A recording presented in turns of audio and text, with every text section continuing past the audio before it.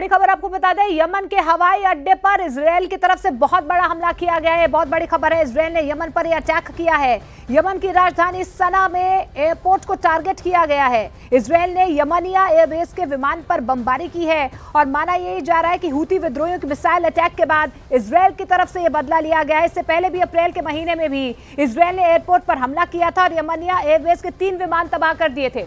और एक सीधी तस्वीरें हम आपको दिखाने की कोशिश करें कि किस तरीके से इजरायल की तरफ से यहां पर ये जोरदार जबरदस्त अटैक किया गया है। माना यही जा रहा है ये यमनिया एयरबेस है जहां पर सिविलियन फ्लाइट को टारगेट किया गया है। और आप देखिए धुएं का गुबार आप देख पा रहे हैं कि किस तरीके से यहां पर अफरा तफरी का माहौल नजर आ रहा है। इससे पहले भी अप्रैल महीने में इजरायल की तरफ से इस तरीके का अटैक किया गया था। 3 विमान तब क्षतिग्रस्त हुए थे और आप देखिए एक बार फिर से यहां पर सिविलियन इस विमान को अटैक किया गया है। अफरा तफरी का माहौल आपको नजर आएगा। इसके अलावा देखिए रेस्क्यू ऑपरेशन लगातार यहां पर चलाया जा रहा है, लेकिन आप देखिए कि किस तरीके से यहां पर विमान के पर खच्चे उड़ गए हैं। ये अटैक कितना जबरदस्त भयानक हुआ है, इन तस्वीरों से कहीं ना कहीं ये तस्वीरें तस्दीक करती हुई नजर आ रही हैं। इजरायल ने यमन की राजधानी सना पर ये बहुत बड़ा अटैक किया है, लेकिन इस बीच जिस तरीके से ये तस्वीरें सामने आई है इसे इजरायल का बदला कहा जा रहा है, क्योंकि हूती विद्रोहियों की तरफ से जो बड़ा अटैक किया गया था, मिसाइल अटैक, उसके बाद इजरायल की तरफ से ये बहुत बड़ा हमला किया गया है। और डोनाल्ड ट्रंप ने ईरान से एटमी डील को फायदे का सौदा बताया है, लेकिन डील से पहले नेतन्याहू और ट्रंप की फोन पर तीखी बहस की रिपोर्ट सामने आ रही है। नेतन्याहू ने ट्रंप से एक बार फिर ईरान के परमाणु अड्डों को तबाह करने की मांग दोहरा दी है। वहीं अमेरिका से खबर है कि इजरायल किसी भी वक्त ईरान के एटमी अड्डों पर हमला शुरू कर सकता है।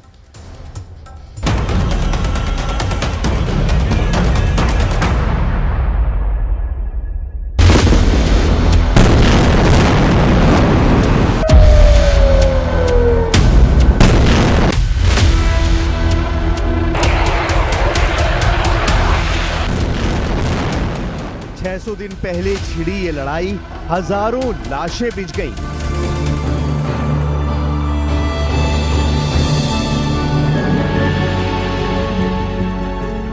कई देश खाक हो गए, मगर ना युद्ध रुका, ना ही मौत का तमाशा।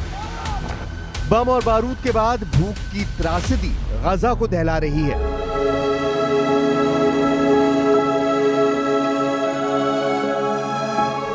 खाने पीने की चीजों के लिए गजा में लाशें बिछ रही हैं। हमास इजराइल युद्ध अब उस मोड़ पर है जहां सिर्फ एटम बम की बातें हो रही हैं। महाविनाश के हथियारों का शोर सुनाई दे रहा है।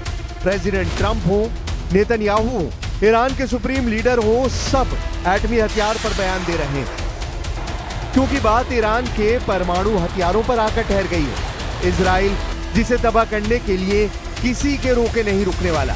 नेतन्याहू ने फाइनल एक्शन शुरू कर दिया है। गजा में इजराइल का दुश्मन हमास दम तोड़ रहा है। लेबनान में इजराइल का दुश्मन हिजबुल्ला बेदम हो चुका है। सीरिया में इजराइल के दुश्मनों का काम तमाम हो चुका है। इराक में इजराइल के दुश्मन कट्टर लड़ाके सरेंडर कर चुके हैं। यमन में हूती के होश अमेरिका और इजराइल ने उड़ा रखे हैं। तो क्या अब इजराइल असली दुश्मन पर हमला करने जा रहा है? क्या ईरान के एटमी अड्डों की तबाही शुरू होने वाली है? इजराइल ने जिसे टारगेट बनाया वो खल्लास हुआ। दुश्मनों की गिनती भी इजराइल नहीं करता। कोई भी आ जाए, कितना भी ताकतवर क्यों ना हो, इजराइल को जिसने छेड़ा है वो तबाह हुआ है। लेकिन ईरान ऐसा दुश्मन है जिसने इजराइल को जंगी जेट का जवाब हाइपरसोनिक मिसाइल से देता रहा है। ईरान ने इजराइल में घुसकर मारने की जुर्रत तक दिखाई है। एक बार नहीं 2 बार ईरान इजराइल को दहला चुका है। ऑपरेशन ट्रू प्रॉमिस के जरिए ईरान ने नेतन्याहू को कभी भी सुकून से नहीं रहने दिया है। वहीं जब से ट्रंप ने ईरान इजराइल के बीच एंट्री ली, सारे समीकरण नेतन्याहू के खिलाफ दिखने लगे हैं। नेतन्याहू जो चाहते हैं ट्रंप वो होने नहीं दे रहे। इजराइल को ईरान के परमाणु ठिकाने बर्बाद करने के बाद ही शांति मिलेगी, जबकि ट्रंप ईरान से एटमी डील फाइनल करने के करीब पहुंचने का दावा कर रहे हैं। Will there be another round of talks soon? Very soon. The Iran talks. I can't tell you what's going to happen tomorrow. I can tell you the Iran talks have been going very well. Trump की उम्मीद कायम है। Trump को Iran की तरफ से green signal मिल रहे हैं। ईरान अपने एटमी अड्डे की IAEA के साथ अमेरिका की भी निगरानी के लिए राजी है। ईरान के न्यूक्लियर प्रोग्राम चीफ मोहम्मद इस्लामी ने कहा कि ईरान यूरेनियम संवर्धन जारी रखेगा। ईरान के लिए ये रेड लाइन है जिसे अमेरिका को क्लियर कट बता दिया गया है। یک گامی در جهت حل و فصل این دو مکان باقی مانده برداریم. قولیه که آقای گروسی داده و امیدوار هستیم که با گفتگوها و بررسی هایی که در میدان انجام میدن امروز یک گام رو به جلو داشته باشیم. प्रेसिडेंट ट्रंप पहले ही साफ कर चुके हैं कि ईरान उनकी तय की गई सीमा तक यूरेनियम बना सकता है। ईरान इसी बात को बार बार दोहराकर नेतन्याहू की टेंशन बढ़ा रहा है। ईरान एटमी डील की सबसे जरूरी शर्त न्यूक्लियर हथियार के ईंधन यूरेनियम के संवर्धन को बताना नहीं भूलता। ईरान का स्टैंड क्लियर है कि वो परमाणु प्रोग्राम को बंद नहीं करने वाला है। موضوع غنیسازی به عنوان بخش لاینفک انرژی هسته‌ای صلح‌آمیز و صنعت هسته‌ای جمهوری اسلامی ایران حتما باید حفظ بشه. ما به هیچ عنوان مجاز نیستیم که در این مورد کوچکترین نرمشی نشون بدیم و بنابراین پیشنهادهایی که مطرح میشه از طرف‌های مختلف از جمله عمان قاعدتاً این خط قرمز خیلی پررنگ ما رو حتما مد نظر قرار خواهد داشت. ये बात नेतन्याहू को मंजूर नहीं है। इसी वजह से ईरान अमेरिका के बीच जारी एटमी डील के बीच ही इजराइल कुछ बड़ा प्लान कर रहा है। न्यूयॉर्क टाइम्स की रिपोर्ट के मुताबिक इजराइल किसी भी वक्त ऐसा हमला बोल सकता है जिसका निशाना ईरान के न्यूक्लियर सेंटर होंगे। इजराइल शॉर्ट नोटिस पर ईरान की एटमी साइट पर एक साथ धावा बोल सकता है जिससे अमेरिका को उसे रोकने या बीच बचाव का वक्त ही ना मिल पाए। इजराइल के हमले की आशंका प्रेसिडेंट ट्रंप को भी है, इसीलिए उन्होंने नेतन्याहू को न्यूक्लियर डील में खलल न डालने के लिए आगाह कर रखा है। लेकिन इजराइल करता वही है जिससे उसके दुश्मन दहले। अपनी सिक्योरिटी के लिए इजराइल किसी भी हद को लांघ जाता है। ईरान को अच्छी तरह ये बात पता है, इसीलिए ईरान की तरफ से धमकियां दी जा रही हैं। नई धमकी अलग अंदाज में दी गई है। कैमरे लगे थे, बड़ी स्क्रीन लगी थी, सामने हॉल में ईरान सेना के अफसर बैठे थे, कई राजनेता भी मौजूद थे। मंच पर ईरान के रेवोल्यूशनरी गार्ड के चीफ हुसैन सलामी गरज रहे थे। ये भाषण बड़ी स्क्रीन पर दिखाया जा रहा था। खामनेई के सिपह सालार ने जो कहा वो सीधी धमकी है। धमकी एटमी बम बनाने की, इजराइल को तबाह कर डालने की। हुसैन सलामी ने ऐलान किया कि वो हर तरह के युद्ध के लिए तैयार है। युद्ध के मैदान में इजराइल अकेला हो या फिर महाशक्तियों की संयुक्त सेना, ईरान झुकेगा नहीं।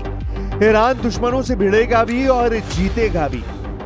کمینگاهیم منتظریم اگر غلطی بکنند بیدرنگ پاسخهایی دریافت خواهند کرد که تمام گذشته خود را فراموش کنند.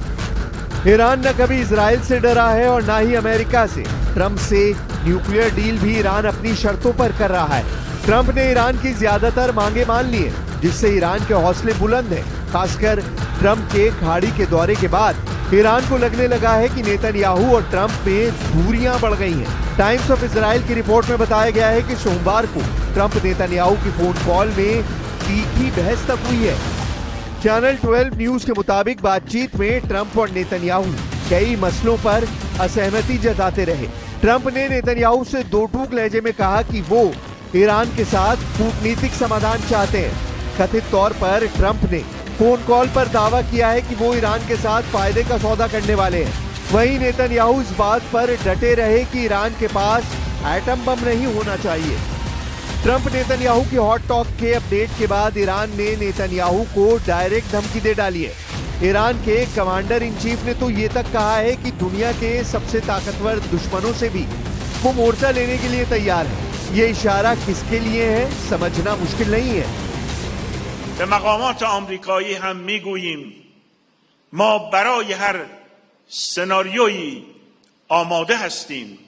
کشور ما هرگز تسلیم اراده سیاسی دیگران نمی شود. ما در عرصه دفاعی مسلطیم همواره برای غلبه بر بزرگترین قدرت جهان قدرت انباشته ایم. این فرض ما بوده است که ما در یک نبرد بزرگ با یک قدرت بزرگ درگیر خواهیم شد.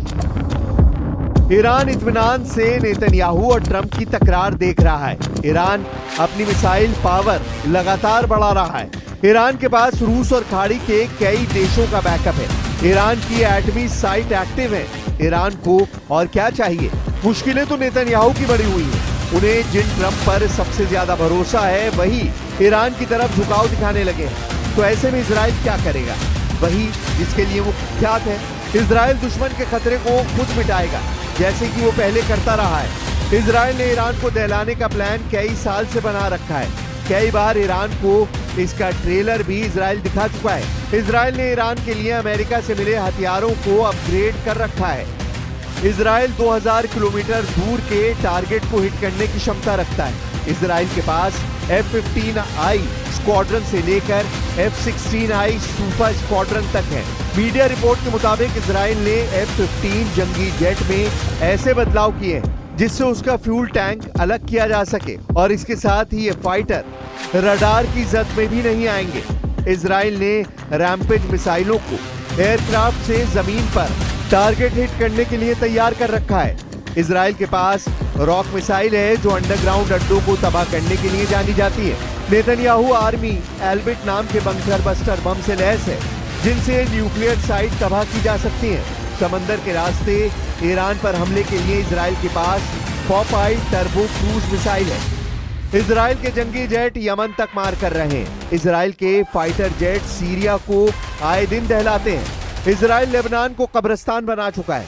ईरान को निशाना बनाना इजराइल के लिए नामुमकिन नहीं, बशर्ते कि अमेरिका इजराइल के साथ रहे।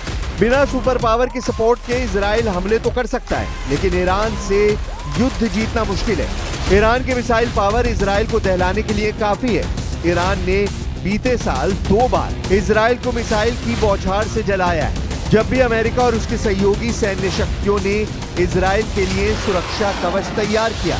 इजराइल पर दागी गई सैकड़ों मिसाइल को हवा में ही मारकर अमेरिका ने बड़े युद्ध को रोक दिया था। लेकिन इजराइल का नया प्लान ऐसा है कि उसके शुरू होने के बाद युद्ध रोकना किसी के बस में नहीं होगा। ईरान के न्यूक्लियर अड्डे पर बम बरसने शुरू होंगे तो युद्ध में अकेला ईरान भी नहीं होगा। ईरान के साथ रूस, चीन और उत्तर कोरिया जैसे वो देश होंगे जिन्हें अमेरिकी दादागिरी बर्दाश्त नहीं। वहीं इजराइल को अमेरिका समर्थन देना जारी रखेगा या नहीं, इसकी अब कोई गारंटी नहीं है, क्योंकि ट्रंप हर दिन अपना रुख बदलते हैं। यूक्रेन रूस का युद्ध हो या फिर खाड़ी का घमासान, अब तक प्रेसिडेंट किसी भी वादे पर खरे नहीं उतर पाए हैं। ट्रंप की यही मजबूरी नेतन्याहू का सिरदर्द बनी हुई है।